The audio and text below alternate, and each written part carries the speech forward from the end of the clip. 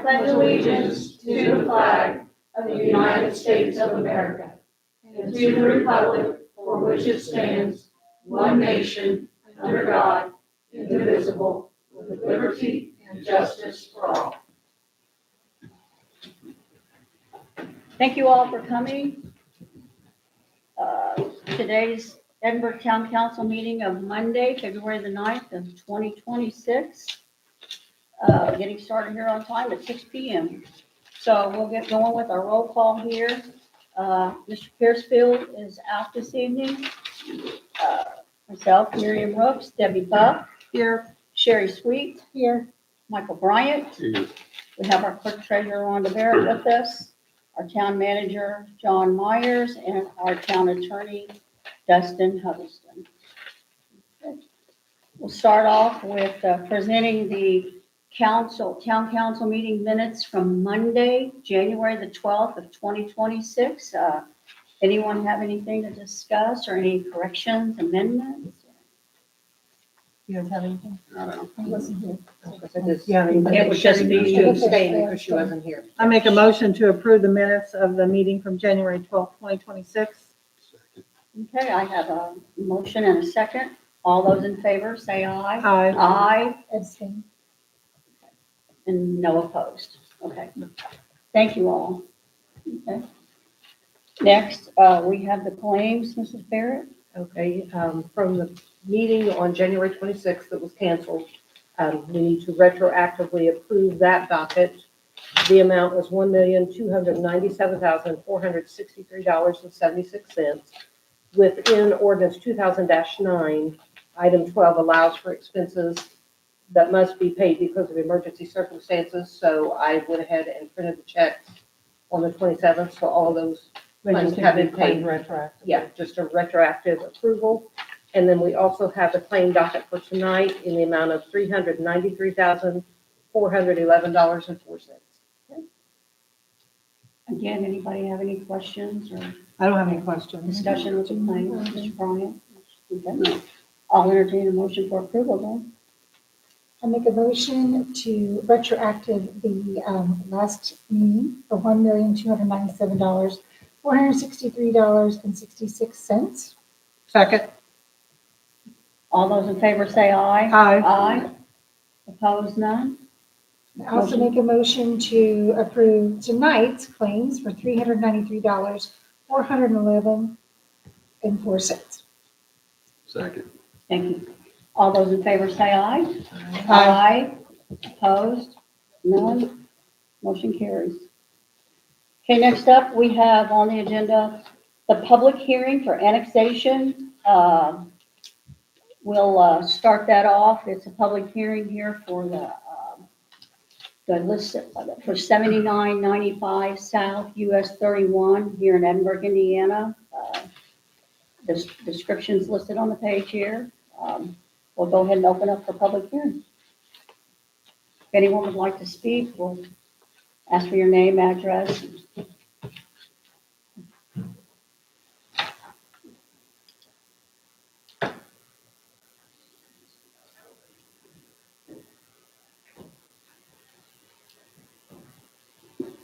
My name's Kyle Caraway. I live at 124 West Thompson Street, Edinburgh, Indiana. The chief has packets for every board member to set up. This is not, This will be different. This is for, This is a only public- $79.95. Yes. Oh, okay. This will Sorry. be in a little yes, bit. this is I do 7995. have some documents to hand out for Thanks, Chief. file requests by the open meeting. So if there's no one here to speak on behalf of that or has any thoughts or concerns on that public hearing, go ahead and close it. Okay, hearing is closed. Okay, next up on the agenda is ordinance 2026-3, amending ordinance 2025-15, and annexing of real estate.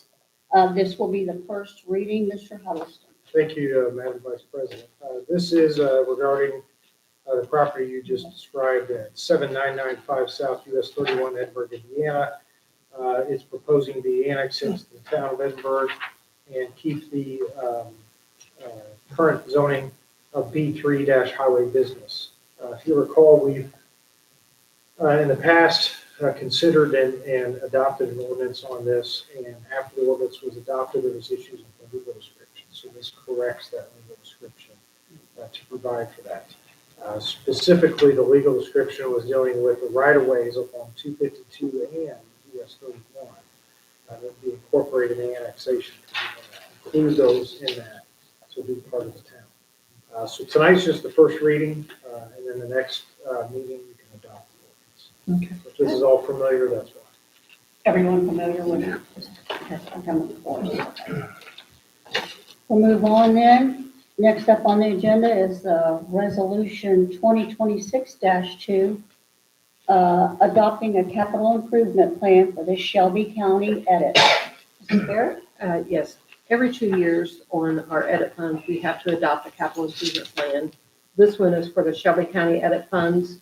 The resolution plan is the same as what was approved in 2024, to use the funds to include maintenance of Timbergate Golf Course property and any item that is economic development related.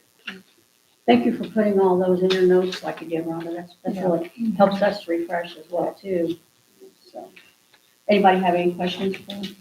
There are no questions. I'll make a motion to approve Resolution 2026-2, adopting a capital improvement plan for the Shelby County Economic Development Income Tax. Okay. All those in favor say aye. Aye. None opposed? No? Okay, motion carries. Next up, we have resolution number 2026-3, adopting a capital improvement plan for the Bartholomew County edit. Mrs. Barrett. Just like with the Shelby County, it has to be approved every 2 years. And this one is the same as what was approved in 24. It includes using the funds for operation capital projects of the Park and Recreation, operation of the Park and Rec Community Center, which is the JRDCC, and any item economic development related. Entertain a motion? I make a motion to approve Resolution 2026-3, resolution adopting a capital improvement plan for Bartholomew County Economic Development Income Tax. Second. Thank you, Dan. All those in favor signify by saying aye. Aye. Aye. Any opposed? No? Motion carries. Okay. Going to move on here to resolution number 2026-4, appointing a new commissioner to EMPA. Mr. Myers. Thank you. Being part of EMPA, we have the ability to appoint a commission member to EMPA. For many years, it's been Mr. Kevin Rubush. Since Kevin Killinger has taken over the electric department, he said he would like to do that. And I think with him being an employee of the town, I think it's better to have somebody from the town on the commission. And I ask you guys to approve putting Kevin Killinger on there as the commissioner. Okay. Any questions for either John or Mr. Kellinger, council? Okay. I have none myself, so. I think there might be an oath that goes with this tonight. And who actually is, do you have that? We'll go ahead and do that now before. Do we have to make a motion? Or so, Gotta approve it first, then you That's can do what the I- oath here or later. Tomorrow morning. That sounds good. Come see me tomorrow. I would like to say thank you, Kevin, for doing it for all these years. And he's going to attend the next meeting with me. And we'll do the official handing off the torch, so, as long as this gets approved tonight. Well, I'll make a motion to approve Resolution 2026-4, appointing a new commissioner to the Indiana Municipal Power Agency, Mr. Kevin Killinger. Second? thank you. All in favor, signify by saying aye. Aye. Opposed? None? Motion carries. Thank you, sir, and thank you, Kevin. Thank you, Kevin. Next up is the annual elected official conflict of interest forms. Mrs. Barrett.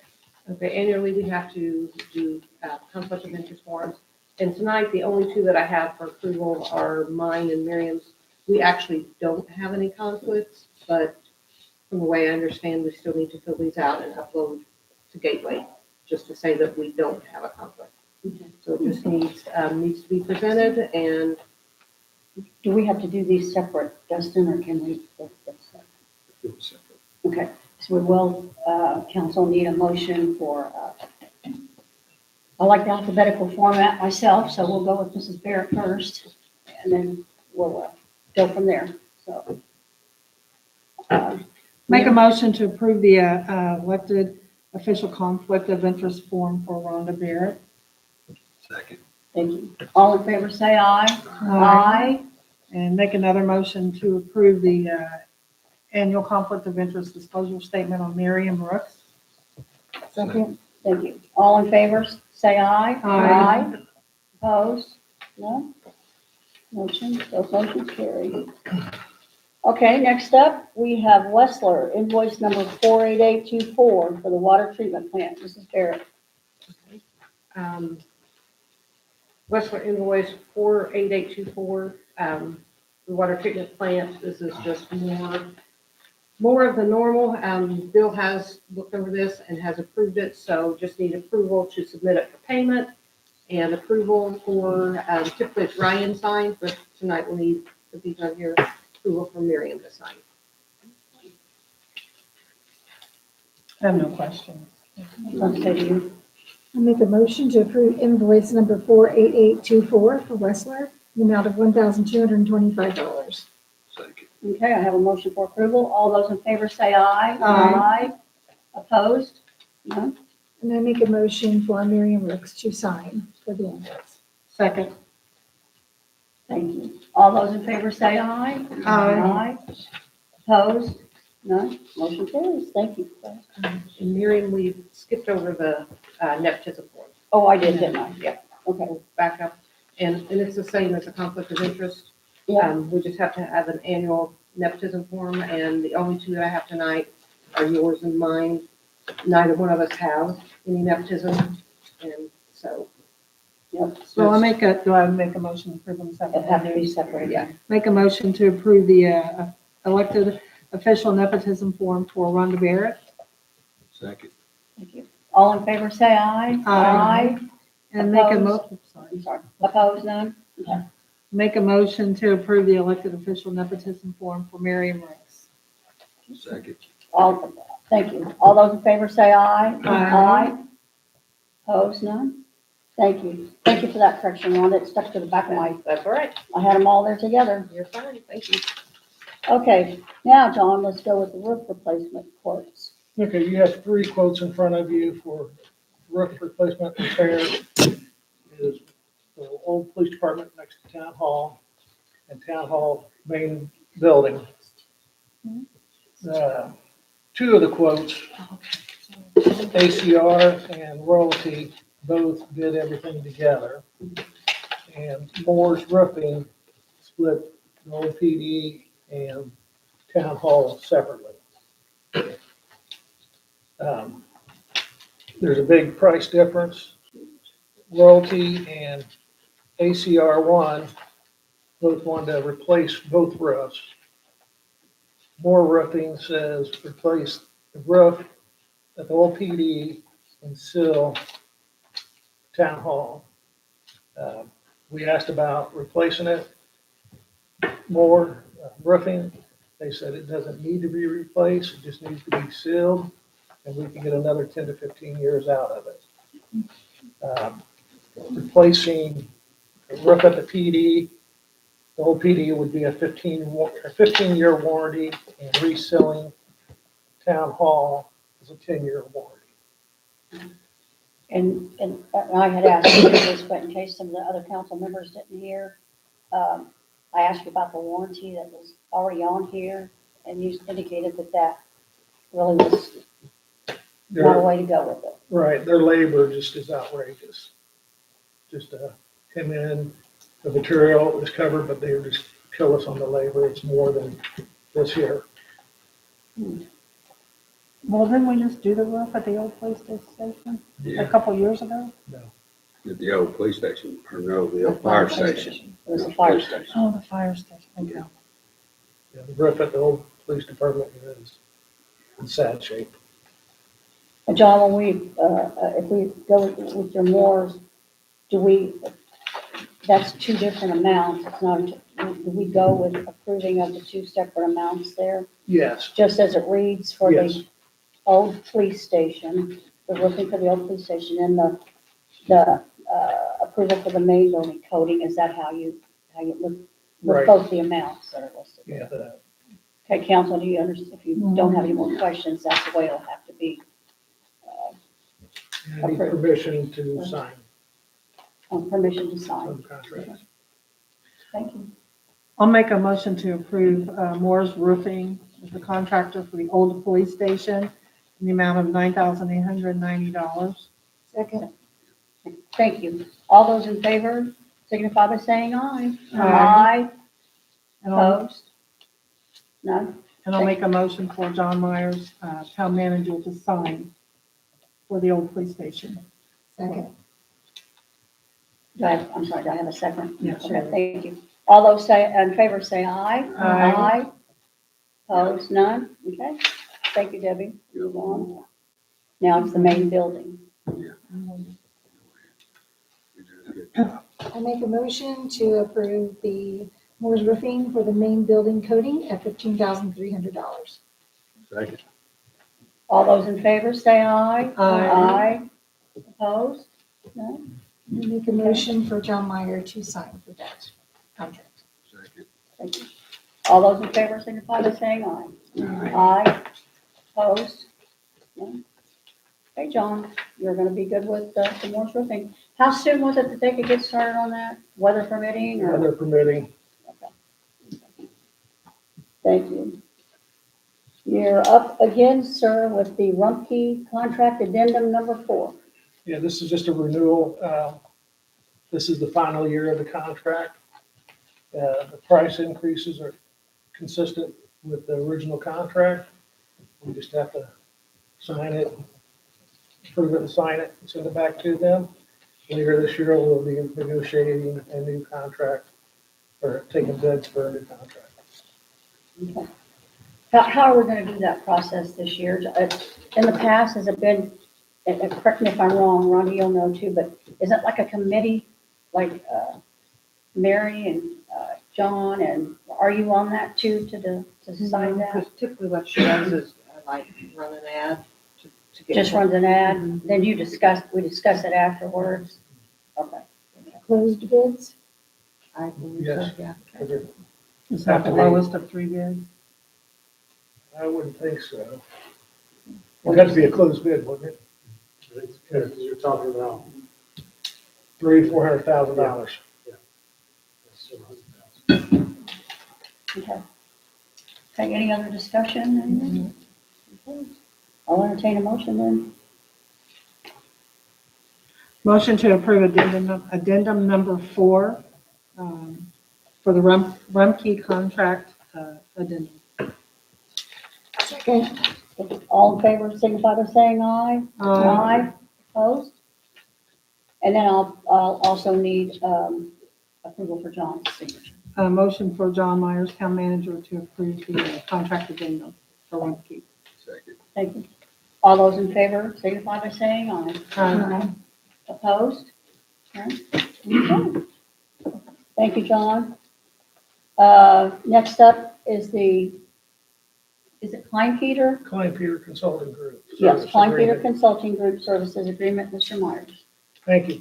This is agreement is for the Bacon Davis salary for the federal money for the mixers and the hydrant and valves.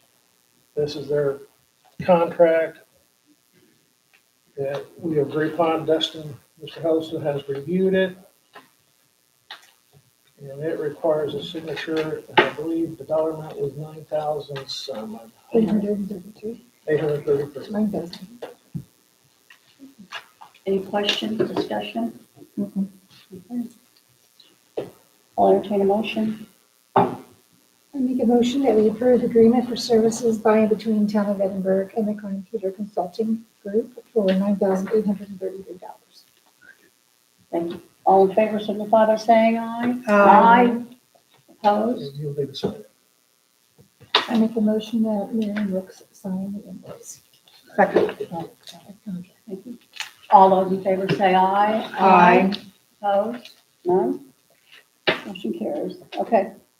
Now, John, you're up with the ESI Professional Services Agreement. Yes, this is another company that Julie and I have looked at and like to bring on for doing inspections, building inspections, reviews. We've talked to a couple other towns that use this company, and they're very happy with this company, and Julie and I are very impressed with this company, and we'd like to bring them on as well as the other company.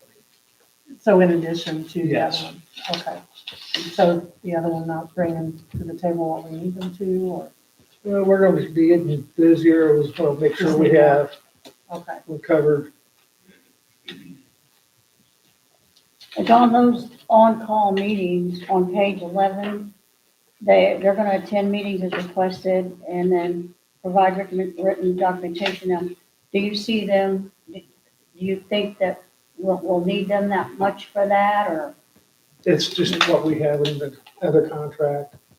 So go ahead and do it Yes. like that, okay. And Chris is here, he's the owner of the company, if you got any questions of him. Okay. No, glad to have them. Mhm. Julie, I know Julie's definitely gonna feel better about it. It's gonna be needed with all that new section of Timbergate for sure. So, anybody else have any questions? I have a quick question. So the services, they are by what you do. It's not a monthly fee, it's just whatever you do, then you'll bill us for what you actually perform, correct? Well, there's actually two components. There isn't monthly stipend or whatever term you want to use. Okay, But that covers plan review, phone calls, emails, text messages, all that kind of thing that's not actually an inspection. okay, It's just all the things that go along with that role. That's not actually an inspection. Kind of what that is. Well, of course, overhead, insurance, sure. all that. And so then you'll just charge us per inspection that you do. Okay, thank you for answering my question. And Julie's here tonight? No, Okay. I was gonna say, do you have anything else to touch on this, John? nope. Make a motion to approve the ESI Professional Services Agreement. Second. Thank you. I need Johnson. a motion for her to, for you to sign. All those in favor say aye. Aye. Aye. Opposed? None? Now we need the motion for the signature. Make a motion for Vice President Miriam Ricks to sign the ESI Professional Services Agreement. Thank you. All in favor say aye. Aye. Aye. Opposed? None? Motion carries.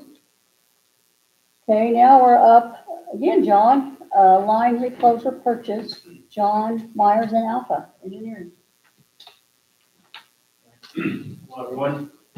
Good evening. My name is Ben Huckabee. I'm the president of Alpha Engineering. I've met many of you before, but for those of you who may not know, our company provides engineering services to the town here and works closely with the electric department. And we're thrilled to not only work with the town, but also to give you an update on the industrial park substation. So that project has been going on for several years, as many of you know.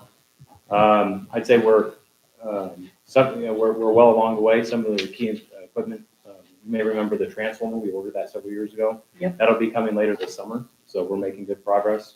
One significant update, and you refer to it on the agenda as value engineering. At the time, the industry has been so volatile, but at the time when we started the project, the early indications working with industry vendors were to use what's referred to as a switchgear style substation. That was going to be the cost-effective way to do the overall project. We've since competitively bid that. We bid it in December, along with some of this other equipment here. We've evaluated those bids, and our recommendation to the staff and to the electric department was to reject that particular piece of equipment, and because the cost proved to be much higher than what it was originally estimated. So we're doing value engineering to move to the alternative design, which is an overhead or outdoor style substation. It's the style that your town has here on Roosevelt Street. If you drive by, you can see the electrical equipment. It's all out in the open. The switchgear style puts it essentially in a building. So these updates, many of these updates are pertaining to the substation. And then also we've continued to work on finishing out the 252 project. So that first item, actually, I got a little ahead of myself, but the first item there is for the line reclosers pertaining to the 252 project. So we got multiple bids there, but it's our recommendation to the staff, to the ward, to Wesco. I've got my notes here, but you guys should all have that. For the line reclosers, Wesco came out to be the low bidder on that one, but that's our recommendation. Why are they so much lower? There's slightly differences in the type of equipment. So one, the more expensive options were more robust, so it was one of those instances where everything we quoted was an appropriate solution, but do you want all the extra, do you want a more robust extras, if you will, or do you want? So the Viper and Gold. Yeah, no, those are much larger. Okay. Alternatives. So down at the bottom, they included a lot more that Westco did not. So is this something that Westco is going to add on later and charge us? No. Do you want a very sophisticated product or do you want a simpler product? They both accomplish the same goal, but those alternatives that are on the left-hand side of your sheet, the Viper that you're referencing, those are more expensive products because they're more sophisticated. They offer more features. So my question is, though, there's a lot of NAs on Westco. Are those items that later we're not going to need? Yeah, we're not going to, just working with the staff, we decided to go with a more affordable option. So the reason they're not applicable is because they don't offer those features. So you can see the more expensive option carries additional features. At one time, we bid them both because working with the town, hey, do you want a more expensive, more robust option in this particular application, or would we like to have a simpler, more affordable option? And at the end of the day, our recommendation is to go with a simpler, more affordable option. But no, those other options that we quoted, we're not anticipating needing those features. But as far as sustainability goes, this should get the job done. Yeah, they're both good. Yeah, they're all good options. Yeah, we would not have bid them if they weren't qualified.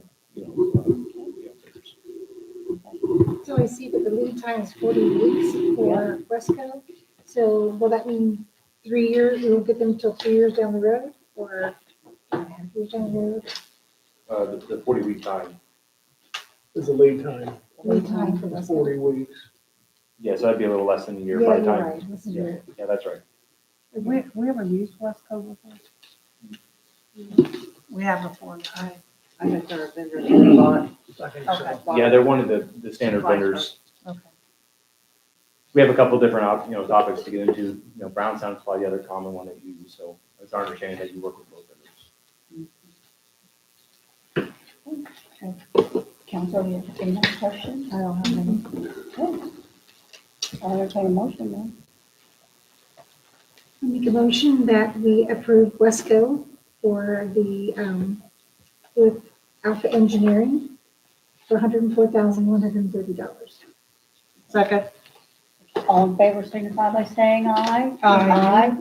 Opposed? None? Thank you. Okay, so then on the substation topic, site preparation is the critical step that we're ready for next. Again, we competitively bid, prepared specification, competitively bid it to multiple bidders.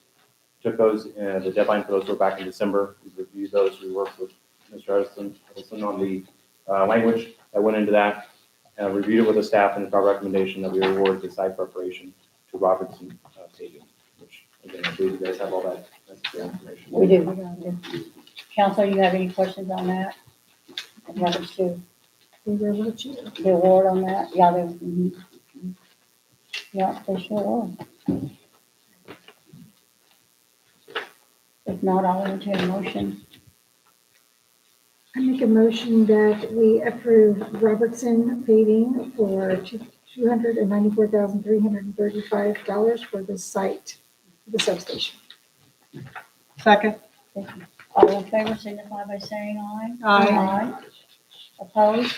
None? Motion carried. Moving on, sir, with the circuit breaker bid. Yep, so it's likewise at the same time, or similar time frame, we bid, what's referred to as a circuit breaker. It's the piece of equipment that protects the entirety of the substation. So the multi-million-dollar investment we're making for the substation, the circuit breaker is the most important piece of equipment that's going to help protect it and ensure that it operates correctly. So once again, we've competitively bid that. And it's our, evaluated it, reviewed it with the town, and it's our recommendation that we move forward with the order. We are recommending the purchase of not only the primary unit that will go into service, but also a backup unit as well. You'll see it's a long lead item, much like before, but that one will be through Brownstown. Right. For the 207, like, maybe. And that includes the backup, right? And that includes backup. Council, any discussion? No question? Okay. Okay, and then the last topic. Oh, we have to- Pardon me. We have to get that approved. Hang on Yeah, just a okay, second. I'm sorry. Council, this is the approval for the circuit breaker bid. Yeah. That, if we make a motion to approve the circuit breaker bid with Brownstown Electric Supply for $207,580. Second. Thank you. All in favor, signify by saying aye. Aye. Opposed? None? Motion carries. Okay, now we'll move on to the circuit breaker bid recommendations. Substation transformers. Substation. No, You just did so. no, which one did we just do? The Transformer. substation? Substation transformer. We're on this, Yeah, the value. did I skip one? Nope, No. just the next one's a substation. Okay, we'll move on to the substation transformer. Okay. Sorry about that. So the vendor that's making the transformer, it's in the process now. That's a multi-year item. It's expected later this year. But by virtue of changing to the, away from the original design, that switchgear style I was mentioning, the outsourced Hudor style, it changes how the transformer connects to the rest of the substation.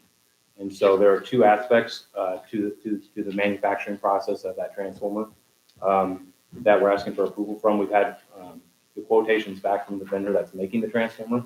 But accepting these changes will save the town, we estimate, multiple millions of dollars. So the low voltage and neutral bushings, facilitate that connection that I'm describing. And then the arresters, we were going to put those in the substation anyway. But by virtue of, they were going to be on the switchgear style. So by not having the switchgear, we now are putting this with the substation. So but it's all pertaining to pivoting away from the more expensive, what turned out to be the more expensive design, and saving the town money. But the manufacturer needs to incorporate these changes. Okay. And a lot for this project, hasn't it? Yeah. Council, any discussion, any questions? No, I'm good with it. Okay.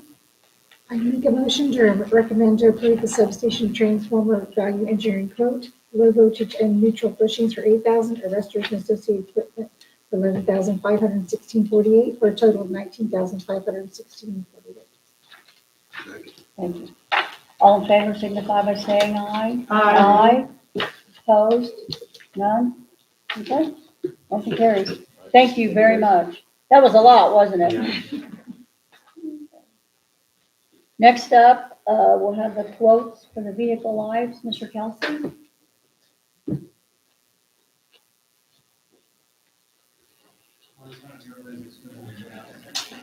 It's a hard act to follow.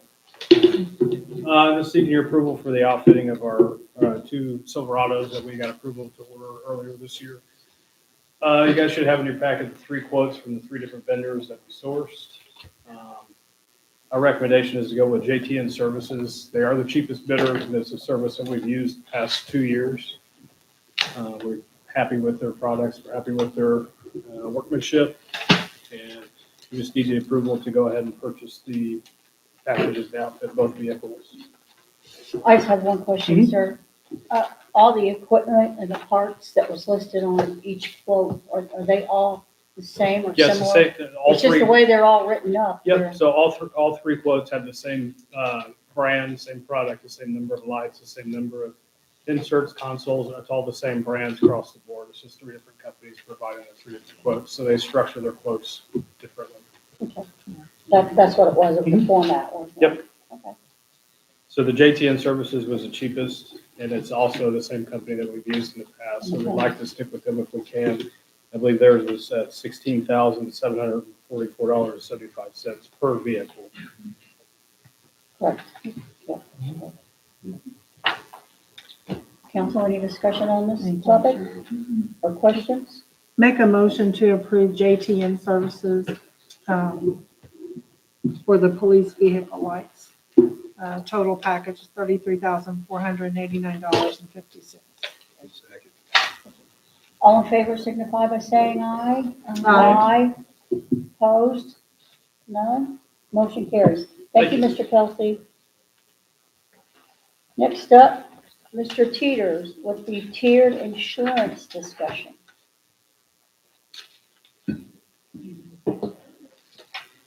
Thank you, council. You guys should have had in your packet a tiered risk and insurance requirements for town-supported events and vendors. Basically, what we're trying to do is establish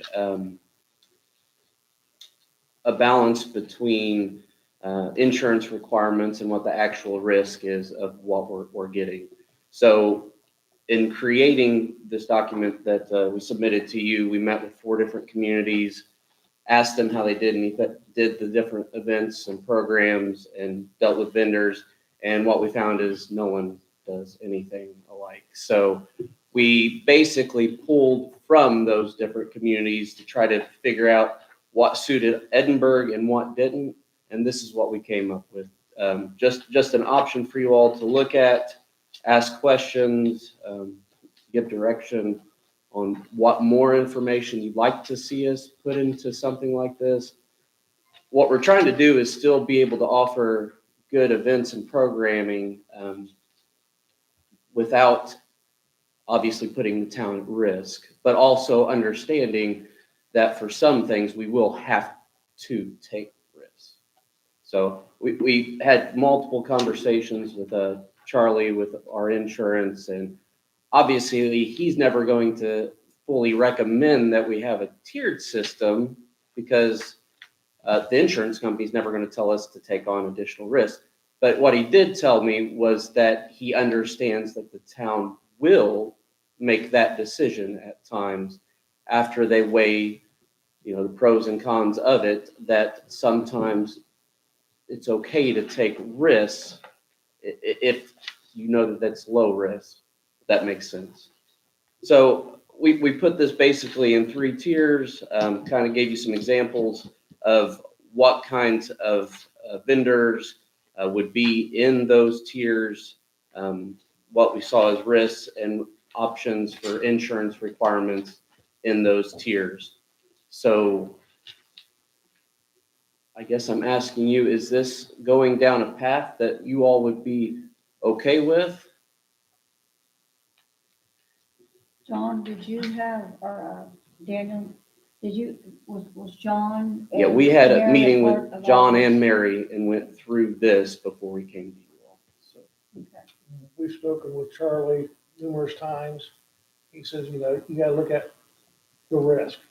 If it's a low risk, like face painting and stuff, you don't need to require the 5 million insurance.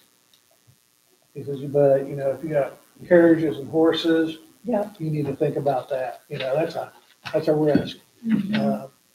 Company coming in and cutting down trees for the town, there's a big risk there.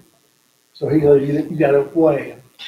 So would we carry different tiers throughout the year, or do we just choose one tier? no, it'd be different tiers. Basically, this would give us direction on what we can accept from different vendors so that we don't have to come to you every time we are lining something up to approve every single vendor that we use, which gives us the flexibility to do things in a more timely manner.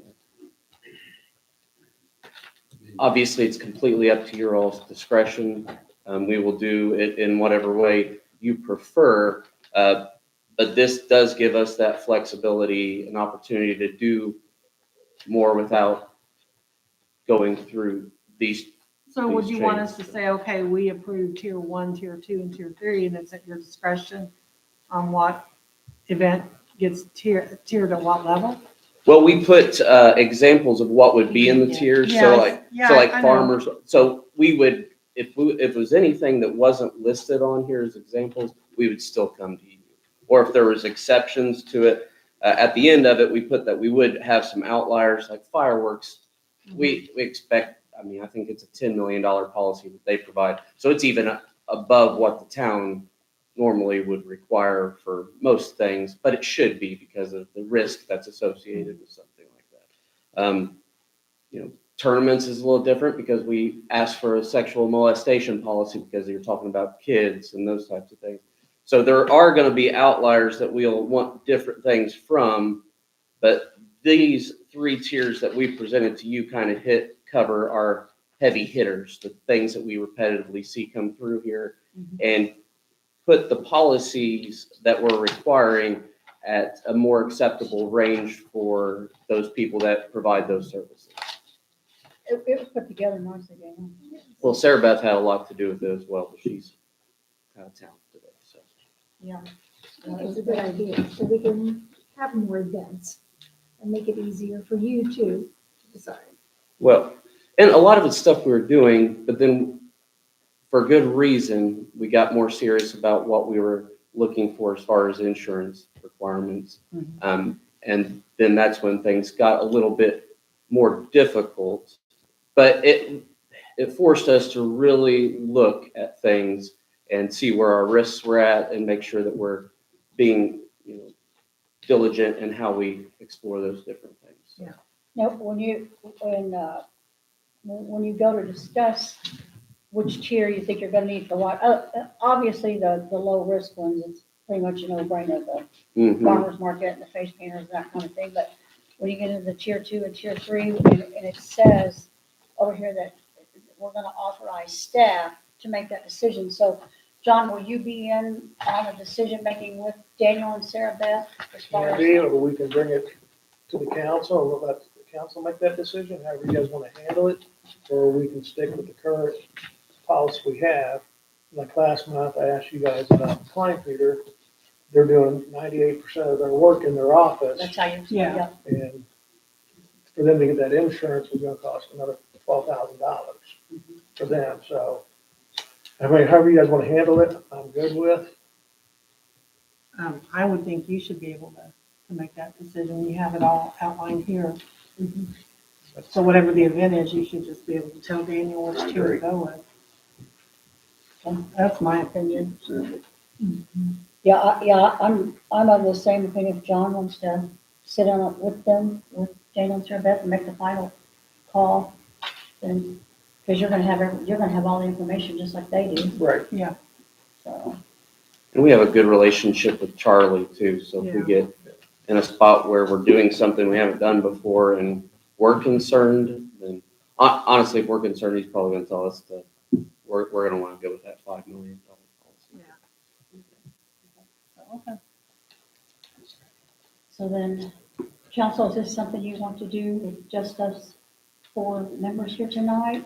I think we need to probably fine tune this a little bit I more. was gonna say. Yeah, is there, Anything, John, have to be run to Justin as well, or just Probably. totally after you get it? I think we need to sit down again with Marion, Okay. Daniel, and And Sarah then bring it Beth. back to Before it's passed on? Yes.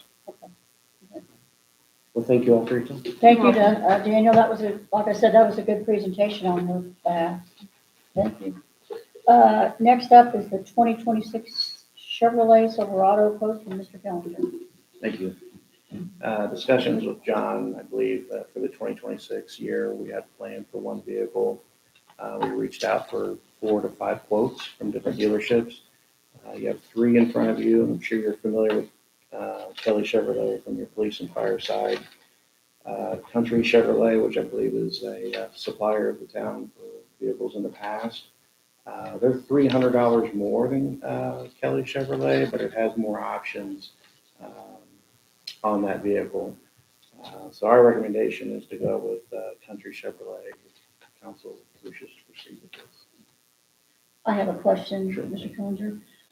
Was this, had this vehicle been, was it budgeted for when Mr. Clark was here for the 2026 year? It's my understanding, yes. He had a plan to buy another pickup this year. So you're picking up the tail end of the Yes. purchase? Okay. And again, you've got all the warranties and everything that you feel like you need that comes with it. Yes. Hopefully covers as much as what we can. Yes. Okay. Council, that's the only question I had. You folks have any? So it's $181 more because of options, additional options? There's a few more options on this vehicle, but the way I understand it, it's actually about $750 more in options. But Yeah. it's only going to cost the town $181 more. And that's the tailgate gate function, the glass, tinted glass, adjustable mirrors, and the defaulter rear window. Are those the options? Yes, yes. And I think from past experience with my other employer, Kelly Chevrolet is probably a 3-hour drive from here, so I would prefer Country Chevrolet if we could. But we'll go wherever. Sure. And they've always been pretty good, haven't they, about getting you guys in for a repair? Yeah, so we can use any Chevy dealership. They're just, Kelly does the majority of the purchases for specialty vehicles like police, fire. That's what I thought, utilities. yeah. And they're all really about the same. For us, generally at the beginning of the year, the actual rep from the factory comes down to the field and what are you going to do? They try to figure out where they're going to put those vehicles, so that's why we went with Kelly, a little bit different, similar but different, so. Have you used Country before? I believe Bill bought some from Country. Yeah. Country. You're satisfied It with was in the them? budget. You're satisfied with them? Yeah, they have the best options, like my bed liner, my bed was lined already, but it's gonna be costing me $1,200 to get the other truck done. I'll say nothing more. And they have them in stock. Oh, that's really good. And we are allowed, legal, we're okay to go over that, just that $200. Just as in the quote. Okay. Okay. Okay. Great, Dustin. I make a motion that we purchase the Country vehicle or the vehicle from Country for $51,086.60. Thank you. All in favor signify by saying aye. Aye. Opposed? None? Thank you. Thank you, sir. And a little history on the next item that we're going to table. Our on-call software is up for renewal, but we're going to do a little more research on the options and come back to you at the next meeting. That was one of my questions. Okay. If that was going to be one of my questions, is that the only, I know you guys have used it for a while. It appeared, that's what it appeared to be, but. It's not the only player in the market, but Exactly, but they are a wonderful product to use and very user-friendly. So, do you come from that? with- Yes. Okay, okay. Thank Thank you, We're sir. tabling that, okay. Yeah, that's Take it table. Yeah. Next up would be the request to sell equipment, Mr. Jones. Hello. If some of you might remember in 2019, 2020, we had a filter problem. We had to purchase equipment to feed certain chemical. Yep. So if you notice the big yellow sticker there, it's an oxidant. So that's a tank that wouldn't be sold to anybody. I couldn't put it on Gov Deals and sell it just because of that sticker that's on there. So the town of Cambridge City, is asked about, they're wanting to use the chemical, and they ask about the storage tanks I have. So I have a storage tank, and then there's another slide. You have that one. This is a containment thing that big tank sits on, and the little tank here on the left is a day tank that they fill up to pump out of. The 2.5 gallon jug was just a reference to show you what size it was. So Cambridge City's interested in purchasing equipment. We got about $1,250 in it.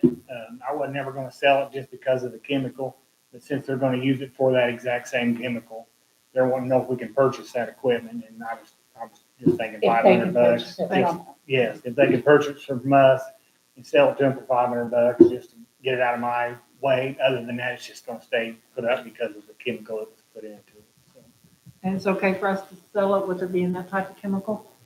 well, for them, since it is, yes. Yeah. Okay. I mean, I couldn't put it on Gov Deals and Yeah. sell it. It has to That's just stay there. Since it's going to be the same chemical, Dedicated. and it's just going to make us $500 or whatever if we can do that. So I didn't know if I need to get permission from you guys and then get approved through Dustin, how we could do that. How's that gonna work, Mr. Harrison? Yeah, if he sends me information, I'll look at it and then put together done that with, last time it was with chief with all police vehicles, with town. And I can look at that, do a similar kind of agreement. Okay. send you an email, see what all you need tomorrow. Thank you. Thank you. Thank you, Bill. Appreciate it. Thank you. Next up would be the Houston Electric construction agreement, Taylor Greyhouse. Hi, Taylor. Hi. So for those of you who don't know me, my name is Taylor Greyhouse and I work with Westler Engineering. The first thing on the agenda is Houston Electric. I am seeking council's approval to enter into an agreement with Houston Electric to add mixers to the elevated storage tanks. Do we have mixers now? No. Bill, do you have anything to add to that? That's just who had the bid for it, and this is just a contract for them. It's been under contract, so they can order the material. The mixers go into water towers, and continue to stir the water towers. So, like right now, they probably got 3 foot of ice on the top of them, it's raising up and down in the water towers. The mixer prevents that. Mixers or water towers also is like a lake. A lake has turnover once a year or twice a year, where it just, everything turns over. That water fills up and down till the water on top gets stagnant, and then it just falls to the bottom, and I have chlorine issues trying to keep the disinfectant. So a mixer just prevents all that. And that's one of the deals we were trying to do is get these mixers in the water towers so we don't have to worry about icing or having disinfectant problems. That answered it for me. Anyone else? This is part of the RFS. Yeah. Yes. It's the leftover money from the plant. Okay. I'm fine with it. Yeah, I'm good with it. I am as well. So I'll entertain a motion if anyone would like to make it. Or if I spoke too soon, if you have any other discussion. No, I don't. Okay. Make a motion that Westler enter into contract with Houston Electric to get the mixers for the water towers for $60,900.06. Second. Thank you. All in favor signify by saying aye. Aye. And council will also need a signature approval. For you, Uh-huh. I make a motion to approve Miriam Brooks to sign for that invoice. Second. All those in favor signify by saying aye. Aye. Any opposed? No? Motion carries. So Taylor, you're up again with the Houston Electric Inc., a notice to proceed. Yes. So this just officially starts the contract and requires them to have a substantial completion within 90 days and a final completion in 120 days. Pretty short. I'll make a motion for Westler to proceed with the Houston Electric proposal. Second. Thank you, council. All in favor signify by saying aye. Aye. Aye. Opposed? No? No signature for this, right? I need Rhonda's. Rhonda's. Yes. Make a motion for Clerk Treasurer Rhonda Barrett to sign for the Houston Electric notice to proceed. All those in favor signify by saying aye. Aye. Any opposed? No? Thank you, Taylor. Thank you. The next item I have is for between council and Infrastructure Systems, Inc. It's another extension of the current funds. This is to replace valves and hydrants throughout town, and this will be to enter into the construction agreement, council and ISI. Any questions, council? That's what we've already approved or agreed upon. So, I make a motion that we approve the Infrastructure Systems Westler Engineering of ISI for $300,933 for the hydrant and valve replacements. Second. all those in favor signify by saying aye. Aye. Opposed? None? Thank you, Taylor. Next is the, I need a signature on that one too. sorry, oh, I'm sorry, Marion? signature. I make a motion that Mary Brooks signs for that invoice. All those in favor signify by saying aye. Aye. Opposed? No? Sorry about that, Taylor. We will move on then to the notice to proceed. Same as before, this will be 90 days to substantial completion, and then 120 days to final completion for ISI. And again, council, we do have Mrs. Barrett's signature on this one, just like the previous one. So motion for Westlow to allow infrastructure systems notice to proceed with ISI, is that correct? Is that correct? Yes. Second. Second. All those in favor signify by saying aye. Aye. Opposed? No? The motion for Clerk Treasurer Rhonda Barrett to sign the infrastructure notice to proceed with ISI. All those in favor signify by saying aye. Aye. Opposed? No. Thank you, Taylor. Just got one more. Thank you. I do have one final item. This is the SRF front-end certification. This is just a document that says we have the correct permitting and land use to use the SRF funds.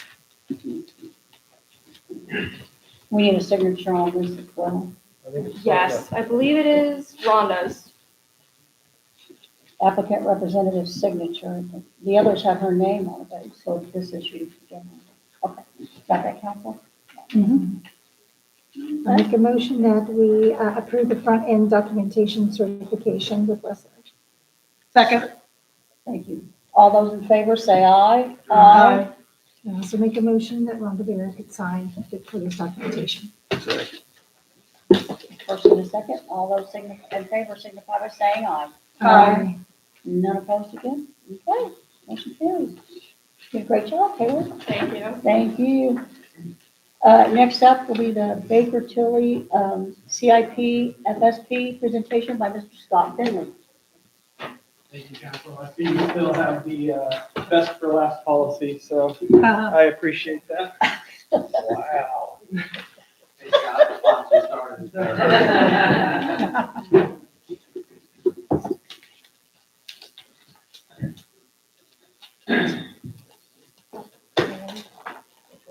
See it on that one.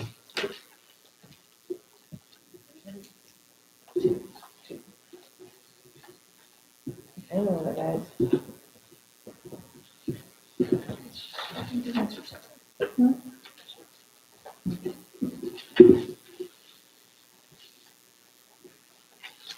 It's like whack-a-mole.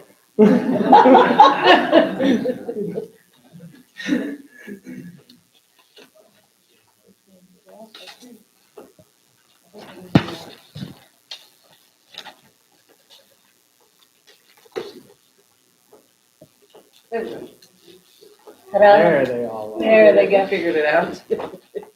Okay, thank you, council, for allowing me to come tonight and speak about our BT Plus, TIP Plus, and as well as I've kind of got two PowerPoints here kind of baked into one. One is just the BT Plus, TIP Plus presentation, and the second is the capital improvement plan and the financial sustainability plan that President Piercefield and myself talked about a week and a half ago.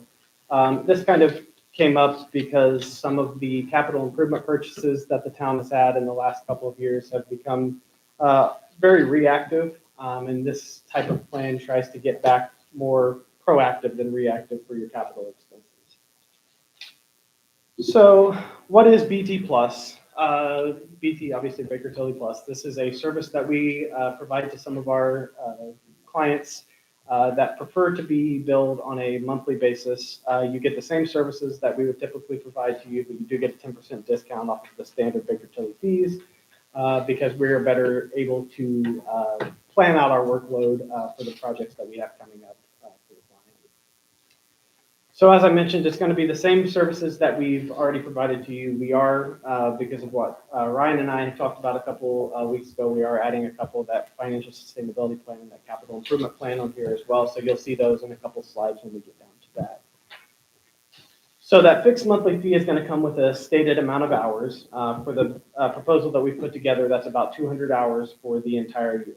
So essentially with BT Plus, that is going to be you're going to get a discount on the hours. You're buying a block of hours from Baker Tilly. If you don't use all of those hours, so if we say you're going to use 200 hours, but we only bill you for 180, we're simply going to credit those 20 hours back and you'll get those on your coming bill for the next year. So in December, we say, hey, we only billed you 180, here's 20 hours credited to your account. So the fixed monthly fee is going to make budgeting for your financial services a lot easier. Instead of having kind of a roller coaster where, the AFR comes and you kind of have a high bill and then a couple months go by and you don't have anything and then budgeting comes back. It kind of evens that out across all 12 months so you can better budget for those services. Here's some of the example services that we provide. So the state required annual reporting is kind of that big center. Those are kind of your most important because you have to comply with those. So those are going to include things like your AFR, your 100R, your debt management, the monthly and annual uploads that Rhonda has to do. The state required TIF annual reporting is similar, but that's on the TIF side. So we have our April 15th report. That's so aptly named because it's due on April 15th. We do the TIF neutrals for the town. There's an annual report that we do as well. And then the year in review of the overall TIF status. So the capital improvement planning and the financial sustainability plan, those are the next two items. I'm going to skip those for now because we're going to talk a little bit more about those in a couple slides.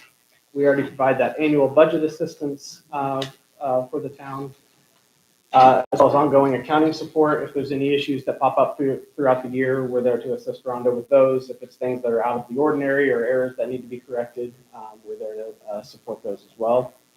And then we have our year-end review and planning. So we look at the year as a whole, kind of see where you landed with the appropriations, what your revenue and expense estimates to your actual were, what your budget levels are, and what encumbrances you might have for the year. This just kind of breaks down those services a little bit further. That's kind of hard to see up there, but the yellow and the italicized are the new items that we've added here. So everything that's in white, that's things that we're already providing that are in this quote. And that yellow, the financial sustainability plan and the capital improvement plan are the two new items there, as well as the parcel level analysis. So the parcel level analysis is kind of ingrained into the financial sustainability plan as well. So we have developed a model that will estimate your circuit breakers, different circuit breakers than they were talking about earlier, the financial circuit breakers that were put into place back in 2008. And it's also going to estimate the new legislation. You guys are all well aware of SEA 1 and the effects that it may have on the revenues that the town have over the coming years. So we've created this model that's going to estimate 2026 all the way out to 2031, which is what this plan would go out to. It's going to estimate what those losses are going to be for the town. On top of the lit analysis that would be provided as well, that's going to maybe estimate what a little better than what AIM provided. Again, I don't think those numbers are far off, but there could be some large losses in lit coming as well. TIF services, we're not providing any additional services. This is just the services that we already provide for TIF. TIF management reports, as I said, pass-through letters, TIF neutralizations, and that RDC spending plan. This is the pricing broken down by BT Plus and TIF Plus. So the TIF Plus, as I mentioned, that's going to be the same services we already provide. That's going to be $1,100 a month for a total of 50 annual hours. And the BT Plus portion, that's everything on that slide 4, is $3,800 a month for a total of $4,900 a month. So just for comparison's sake, for the annual amounts for BT Plus, you'd be looking at $45,600-ish, and for the TIF Plus, $13,200 for a total of around $58,000. For comparison's sake, in 2025, for these same services, minus the CIP and the financial sustainability plan, you paid $42,150.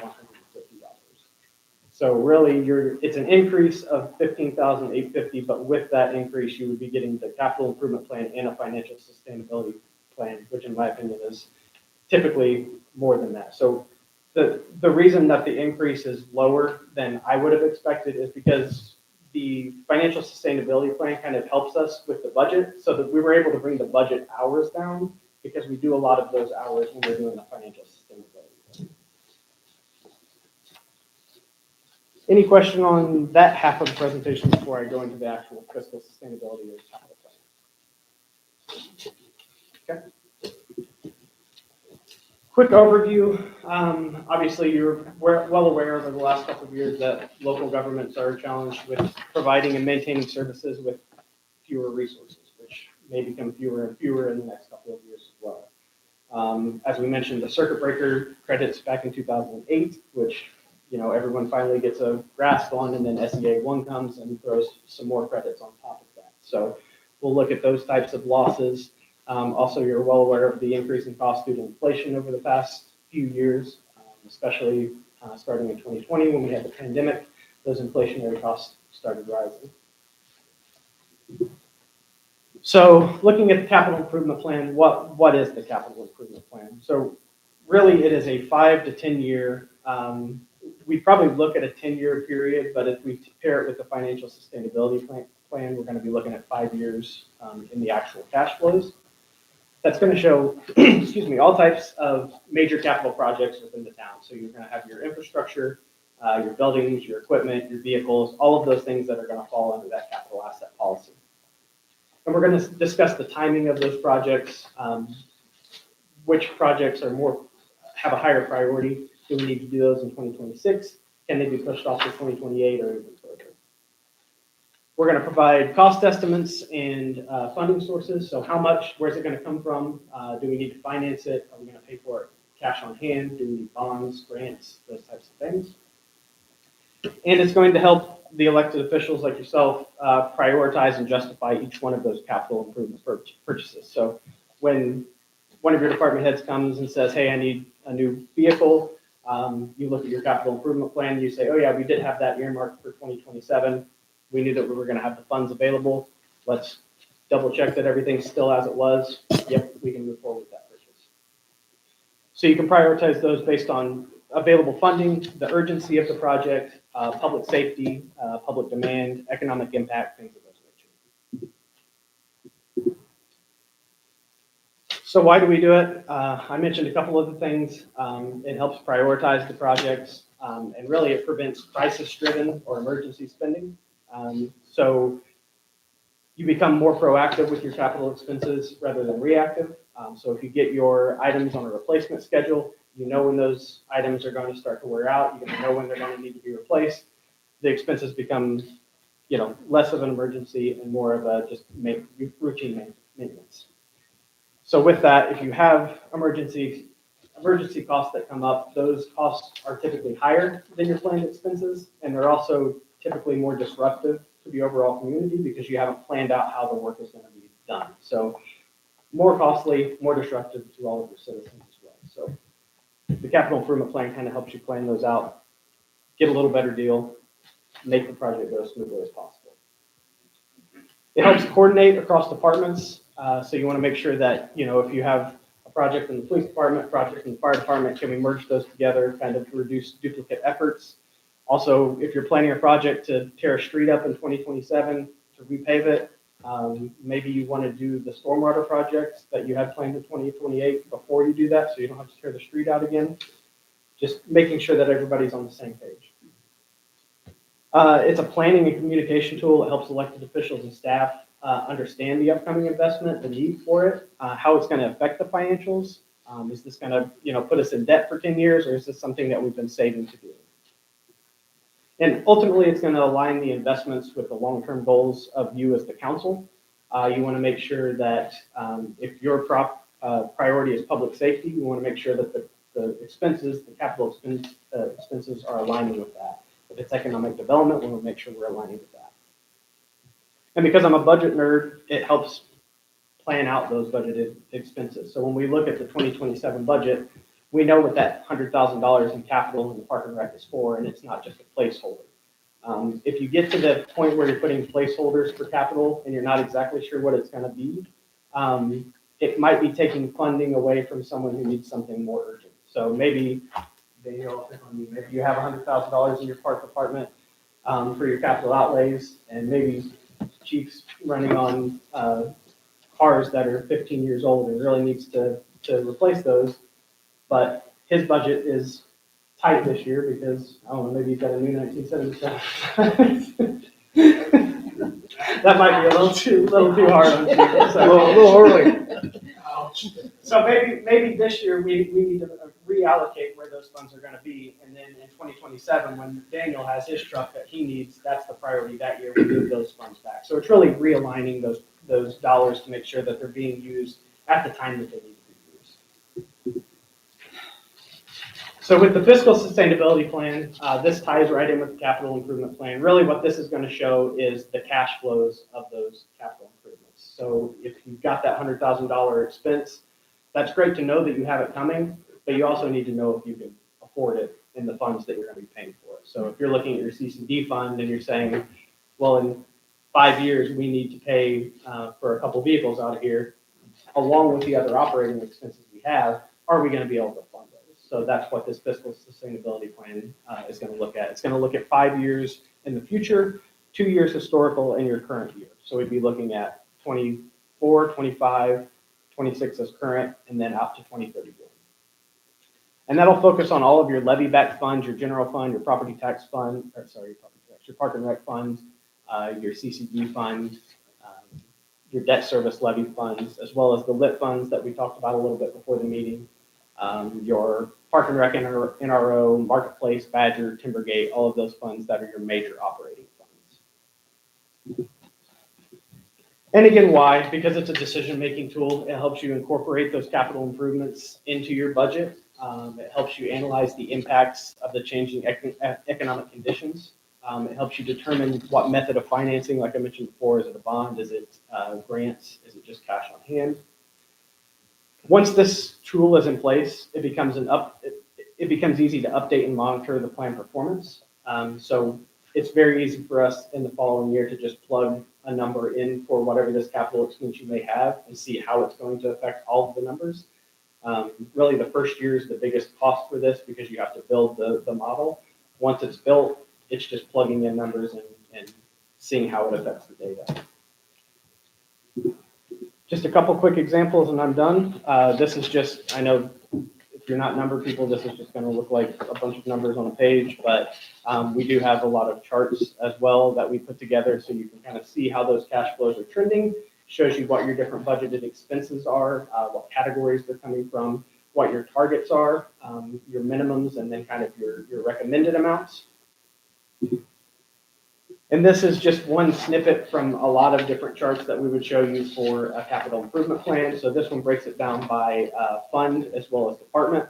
So you'll see it's probably a little bit hard to see up there, but you'll see it takes your department, shows what that department's going to pay in each year of the capital improvement plan. So 2025, 2026, all the way out to 2031. Well, I guess for the capital improvement, we probably go out to 2035.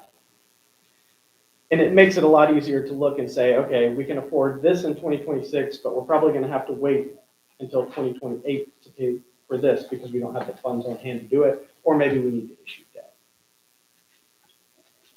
So with that, I'm done. Sorry, I know that was a little bit lengthy. Any questions you have, I'm happy to answer them now. Also happy to answer them if you want to shoot me an email. Like I said, I've spoke one-on-one with Ryan. I'm happy to speak one-on-one with any of you as well. So, yeah. You've actually, this was almost like the second time you ran this by us, so. Yeah, and this time it was actually, It was a little when bit we ran more. the numbers, it was actually a little less than I expected. We kind of moved some things around. Like I said, we were able to move a few of the budget hours around because we knew that we're going to spend less time on the budget if we do this financial sustainability plan because we've done a lot of the work up front. Also, we took out some of the things that I don't think was going to be beneficial to the town. A couple, like quarterly reviews of the data really aren't necessary if we're going to be presenting a financial sustainability plan because we're already going to have a couple meetings for those anyway. So taking those out kind of cut the cost as well from the last time that we presented. So really the only difference is that financial sustainability plan and the capital improvement plan. If you decided that you didn't want those two options, we can still do the BT Plus and the TIF Plus and put you on a monthly payment. Obviously, it would just go down because you wouldn't have those two options. So those are what Ryan and I really wanted to bring to you, were those two options to, like I said, kind of plan out those capital improvements a little better so that we can be more proactive, especially with the new legislation that's coming into play. I think that's the key to it all right there. We just don't know, so. So we're not locked in for a certain amount of years. We just No, this would just be Whatever for the we first want. year. We would reevaluate after December. Like I said, if you don't use all of the hours, we would just credit. You know, if you stay and you continue with BT Plus, we would just credit it to your next month's bill. If you went over, you would just be charged at the standard rate. So if you use 205 hours, you get 200 at the discounted rate, and then you just pay 5 hours at the standard rate. So we're paying standard rate now. Correct. Everything you're being billed right now is a standard rate. So once you move to BT Plus, you would get a discount on that as well as the rate would go down slightly. And then we would add the capital improvement and sustainability. Rhonda, do you and John have anything to add to the presentation? No, I think with the SEA one, this would be so beneficial to have because, the paperwork, like I sent you guys, they're estimating that we're gonna lose 66% of our local income tax. That's a big hit. So we need to know how. And I'm not going to explain why. I told Sherry I would explain that after the meeting, but if you want an explanation of why I think that's affecting the town of Edinburgh so greatly, I'm happy to discuss it after the meeting. I think it was in your email you sent us, or Oh, where you it may have was you put that sent in us. your. May have with the, Yeah. yeah, maybe, but he can further explain it to you why. So just to recap, Mhm. it will be 4,900 a month. Is that including the sustainability and? Yes. Okay, so The it's 4,900 is everything you're already getting plus the capital improvement plan and the financial sustainability. And I'm personally in favor of that. I think we're at the point, as Ryan always says, we push the can down the road as long as we can push it down, I think so, or kicked it down as long as we can kick it, so. I think you're gonna find it very helpful I do throughout too. the year, budget time and everything. County's been doing it for years with their financial guy, and it's very helpful, especially at budget time. I will say that we don't typically have people leave BT Plus once they're on it. They find it very convenient. And also, once we start doing the financial sustainability plans, typically people want it updated every year to 2 years, just to make sure that everything's, still in line with what they were planning. So, and again, it goes a lot quicker in the following years when we're just, putting in the year-end data for 2026 to see what 2027 to 2032 look like. Rhonda, does this, for lack of better words, is this sustainability with it, money-wise, would you have budgeted to pay this, what we'd already decided? Yeah. Okay.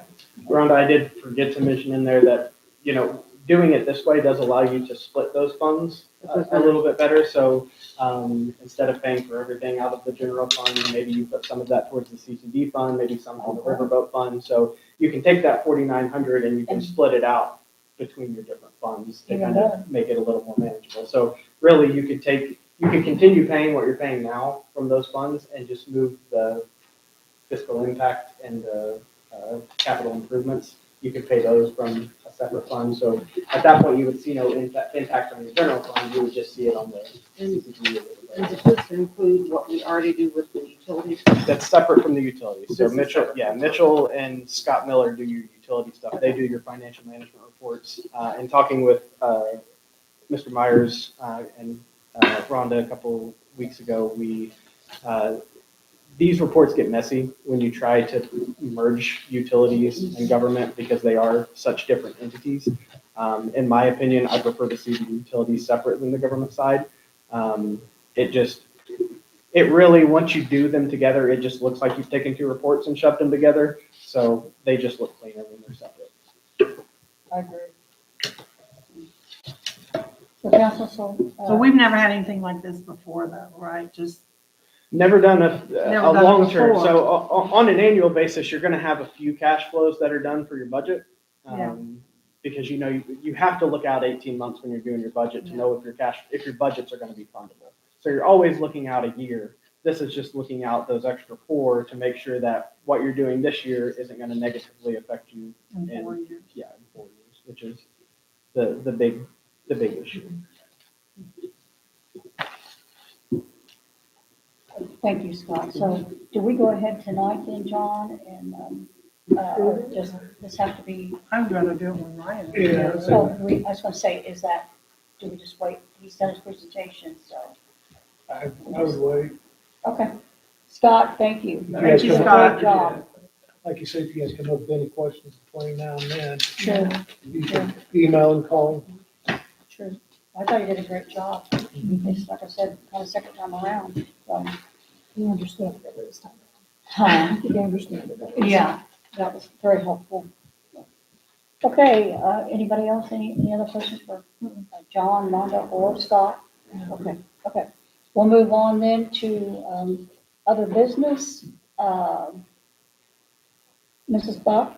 I don't have anything. Okay. Sherry Sweet? I just want to thank the town employees for digging us out from the big snowfall. You did an amazing job. Thank you very much, all of you, because I know all of you pitched in to help. Mr. Bryant? Okay. Rhonda? Okay. John? I have a couple things. You may recall last year, I think it was in February, when we discussed mini excavator for the cemetery. You guys approved that, and I told you that it'd probably be a pickup truck here in the near future. Well, during the last snowstorm, the truck went down. To repair the truck is $3,500, and the repair is costing more than what the truck's worth. So we found a truck on the state QPA. They're working up a price on it. I'm just giving you guys a heads up. We'll be back at the next meeting with a truck for the cemetery that would be paid for out of the Badger Fund. Another thing, I'm still looking into the Walnut Industrial Drive. Concerns from last meeting from the resident. We're still researching that. I'll have an answer for you at the next meeting. Okay. That's all I have. Okay, thank you, sir. I also want to thank, all the town employees, the street department, right on down whoever helped them, Bill's department, and Stan, and Daniel, and everybody, Every Chief department. Little, pitched Fire, in. everybody did, John, you yourself, so, thank you all. I too, I was very proud of the town's hard work on that. That was a kind of an exceptional rodeo those couple of days. So, I'm looking forward to all your events coming up, Daniel, to erase that.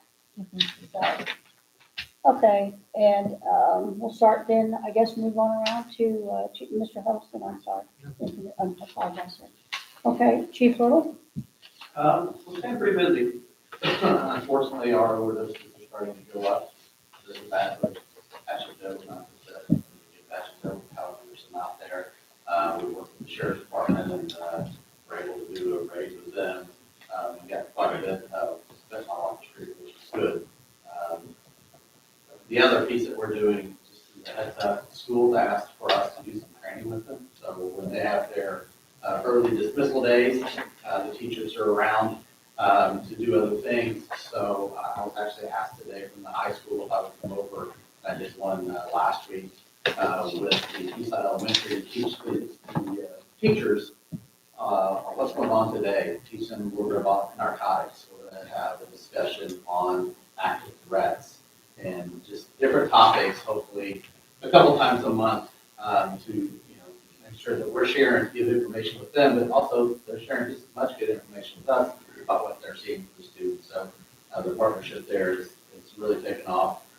Bob called me today and said, "What are you doing Wednesday?" So other than that, we appreciate the lights for the cars so we can get those in service. The Dodge Durangos are just killing me right now. A couple of them down with engine problems, and it's just the nature of the beast. And being a police car, a lot of engine hours, a lot of constant going 4-hour shifts. So other than that, I vote that we tell Mother Nature to leave and not come back. Your canine, on the plus side, your canine, vest got made the front page of the Courier. Yes, so, Canine, Pendleton's Canine Box 2 got awarded a vest, which is staff approved vest. That was actually on the radio too. Yes. So we share those events, especially with the media, because we appreciate everything that the public does for us. which helps us sustain that program. So I thought it was great. we are looking at insurance. There's some things that changed on insurance. We used to be able to get it through the same program for the best, however, they quit doing it. So we're gonna get some costs together. We'll probably come back to be able to get insurance for the dogs. Just because, like, when we lost our dog, that was covered by insurance. It was lower than the long run. So stay tuned for that. That's it. Thank you, Chief. Anybody have anything for Chief? Okay. Moving on, Mr. Gibbs? Okay, Stan? Thank you, for bringing up the fact that we are down on file for a truck that we will discuss this week. Hopefully we're looking for something multi-purpose truck. I don't want to just buy a single gas truck that's going to set the rest of the year. We're looking for something that we use other things around town, help us go live on the streets.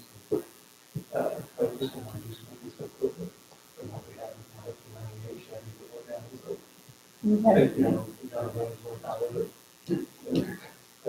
That's all I have. I don't you are covered. So thank you.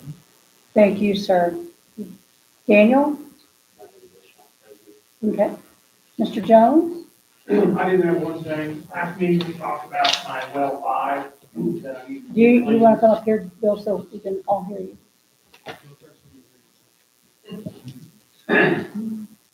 Anyone stand back here. Ryan's not here to make fun of me. So anyway, we talked about well 5 and we were going to see about SRF, but we could add it to that. And we could do that, but it would change that price dramatically just because of the way it would have to go out. So if I want to stay with the original people that built the well that I trust and who did all my service work on my wells, which is Peerless Midwest, for a bid of $34,300 to basically take the well out, take chemicals and put in it, and take a big giant swab and swab up and down. So it pumps about 5 million gallons a month. It's been chemically cleaned a couple of times since it's been put in service, but it's just in a high iron and manganese area of the park down there. So I just need to get permission to get on the schedule to get it. It'll take them 2 or 3 months to get me on the schedule to get it cleaned. Did you Did go budget down for with that? this frozen weather. Did you budget for that? I have a maintenance thing for my wells, so whenever they go down, I try to keep them, I gotta keep them going. So my town was at one time was down to 1 well. So, we got 5 wells now. I do have a well budget. I'm not sure what's in there, but I do have a depreciation fund that I could use some money out of that too. So, Did you say 34,300? yes. And that's to pull the well, to clean the well, and then they will take the pump and the motor back and rebuild them, which would be a standard. There's not a fee on that yet because they don't know if there's anything major wrong with it, but they're still pumping now, so it'll just be replacing some barrels, be a minor cost. So it'll all be pretty much brand new, put back in. Wells are a Finkel thing. I mean, it's a 16-inch casing and it has a screen that's 100 foot in the ground and it's full of magnet and iron-ese and it builds up. And then, so then the way this well, if you see that big monstrosity down there in the park, the way that one's designed, it has a drain back when it's not running. So it'll drain the water that's in the pipes. That's what froze this year, which luckily we were able to get it thawed out pretty quick. But there's a valve that makes it drain back. If that thing sticks open, the water drains back into it nonstop, which is not good for a well. So my other well 1, when they came and did it, I had to have a backflow on it fixed, which they came and replaced it already. So just to prevent water from dripping back, it's amazing what it'll do to a well. I just want to get permission to go ahead and get on the list to get it cleaned. So how do we need to go about that, sir? John, do we need to, does anything have to be written up or just Bill's verbal? Mr. Huddleston? Dustin? If you put on the agenda and then, do you have a standard maintenance or anything? I do not. We chose not to try to have one. They want to do one, but we got away from doing a standard maintenance with people because it was costing so much money. If it's put on the agenda, the next agenda with the quote, then you can approve it. Okay. Okay, perfect. What we'll do, sir. Thank you. Thank you, Bill. Mr. Killinger, you're up. tolerating all my emails and my questions. And for 3 weeks, it's been great. Good, thank you, sir. Mr. Kelsey? Okay. Justin? I don't have anything to say. Okay. The gentleman in the back row, are you a town employee, sir? Okay. Mr. Jesse? I don't have anything other than I'm looking forward to the warmer days. Oh, yes, We all. absolutely. Okay, if there's no other staff members to speak tonight, we'll open the floor up for public comments. If you do have any comments, come to the podium and state your name and address for the records, please.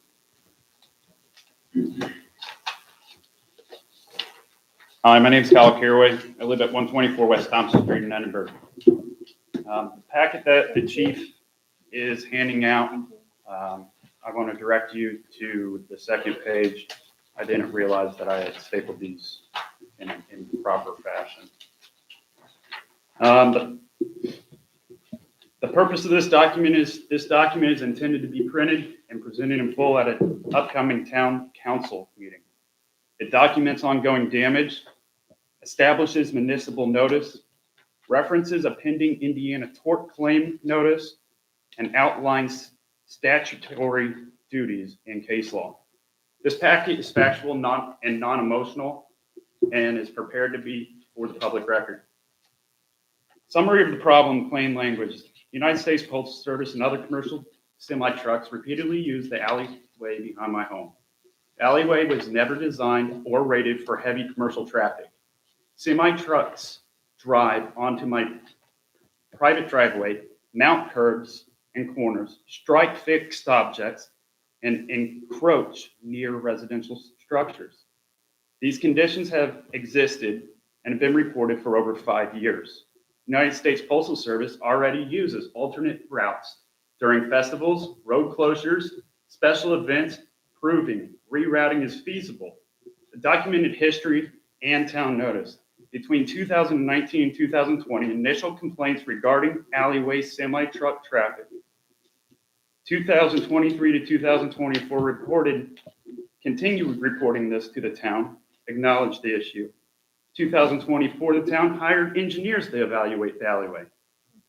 October of 2025, I was instructed by board members to return if no action occurred within 30 days. December 29th, 2025, ordinance amendment request denied on second reading. The chief of police acknowledges the issue and is supportive of the resolution. Prior street department supervisor promised a yellow line separating the driveway and the alleyway. This never occurred. Current street department supervisor stated signage is available and ready to enact. Section 4. Specific damages and safety instances. Repeated heavy commercial traffic includes United States Postal Service semi-trucks, has caused driveway cracking, edge collapse, sub-base failure consistent with load beyond residential design standards. Semi-trucks have struck a 30-foot guardrail adjacent to my garage on multiple occasions. The guardrail was torn free from 3 weld anchor points and weighs in excess of 100 pounds. Police reports were filed documenting property damage, vehicle impacts, and safety hazards. Despite documented notice, the town declined to provide repair assistance or traffic control.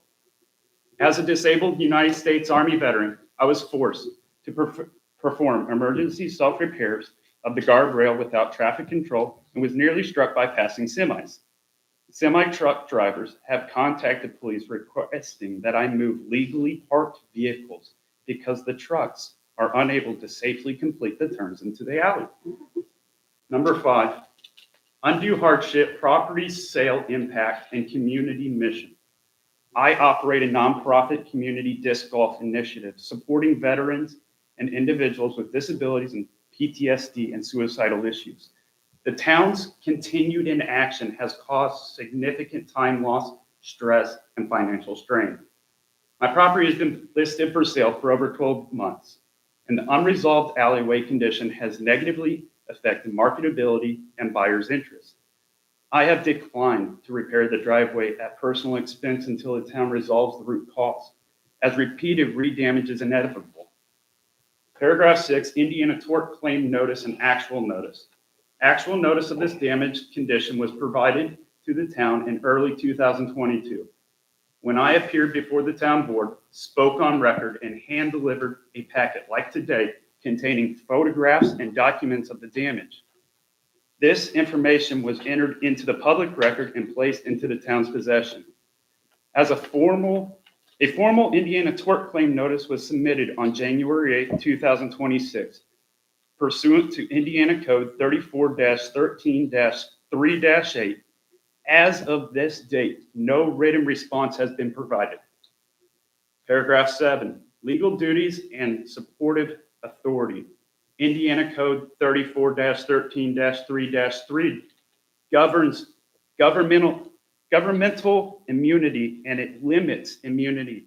Does not apply where a government entity has actual knowledge of a dangerous condition and fails to take responsibility for the action or to correct or mitigate the condition. And Lodgren versus State of Indiana, 177 Northeast 3D 412, Indiana in 2021. The Indiana Supreme Court held the governmental immunity does not apply when the government knows of a dangerous condition and allows it to persist without reasonable corrective action. Indiana courts recognize that the municipalities owe a duty to maintain public streets and alleys in a reasonable, safe condition once actual or constructive notice of a hazard exists. Paragraph 8, engineering common sense factors. Residential alleyways are designed for passenger vehicles and light service traffic, not repeated heavy semi-loads. United States Postal Service semi-trucks exceed axle load ratings and turning radius is assumptions used to residential alley design. The town's own engineering review confirms to my acknowledgement both the safety risk and feasibility of the corrective action. In paragraph 9, formal request for action, I respectfully request that the town take the following actions without further delay. Immediate installation of available signage and vehicle class restrictions. Enforcement and redirection of United States Postal Service semi-truck traffic. Written response to the pending Indiana tort claim notice. And adoption of a permanent ordinance or traffic control solution. Paragraph 10, statement for the record. I am not seeking conflict. I am seeking resolution. Continued inaction after documented notice places a town in an indefensible legal position. I am prepared to proceed pro se if necessary, but I prefer cooperation over litigation. And this has been prepared by myself, Kyle Caraway. There's a post-meeting follow-up in this for the town board to read. And if you follow through with this packet, you'll see that I have provided you the law enforcement reports that states even at the time, Officer Hire stated that he believes that the town owns the guardrail, which I had to repair myself. If you keep following through, you'll see a colored photo. This is taken by Edinburgh Police Department. This is the damages that they caused by the United States Postal Service that was not rectified by the town, but was posted onto me because they claimed that I own that guardrail. Kyle, when was this taken? When was this picture taken? The colored photos, Yes. those would have been with the law enforcement report. That's directly from the police's records. So the colored photo was taken in November 23rd of 2021. All the black and white photos were taken in the last 30 days by my cell phone. These are the current conditions of this alleyway. This is the ramp that is to the alleyway behind the library.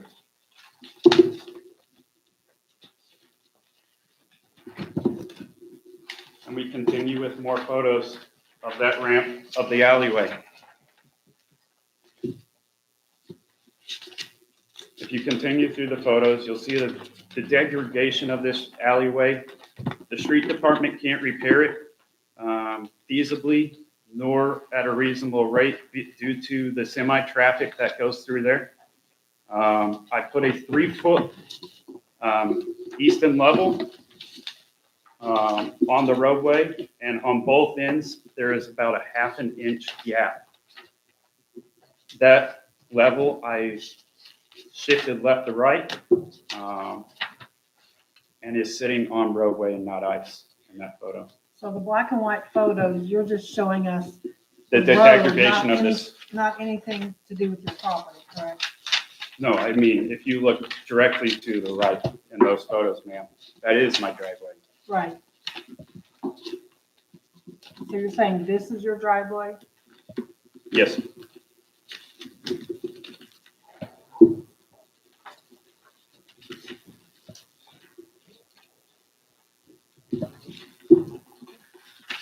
Do you have anything else to add, sir? Just at the very front of the packet is an executive summary of what I'm just requesting, ma'am.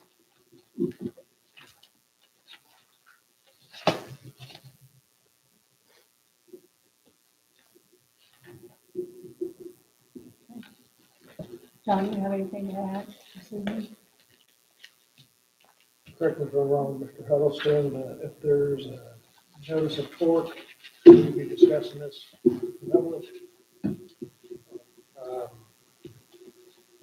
Well, he's just giving this out, so if you want to respond to it, you can ask him to look at it. It was submitted on January 8th. If you want, does the council want me to look at it and respond, I can do that. You haven't seen it yet, in other words. It's in his packet. You're not, oh, this is the first time. That's as well. I'm sorry, I was talking about that. Sorry. I'd like to talk with Mr. Huddleston about this, and have him look at the packet. Okay. Okay. Thank you, sir. Thank you, ma'am. Okay. Anyone else from the public wish to speak tonight? If not, I'll make a motion for adjournment. Motion to adjourn. All those in favor signify by saying aye. Aye. Opposed? None. Thank you, everybody. Dustin.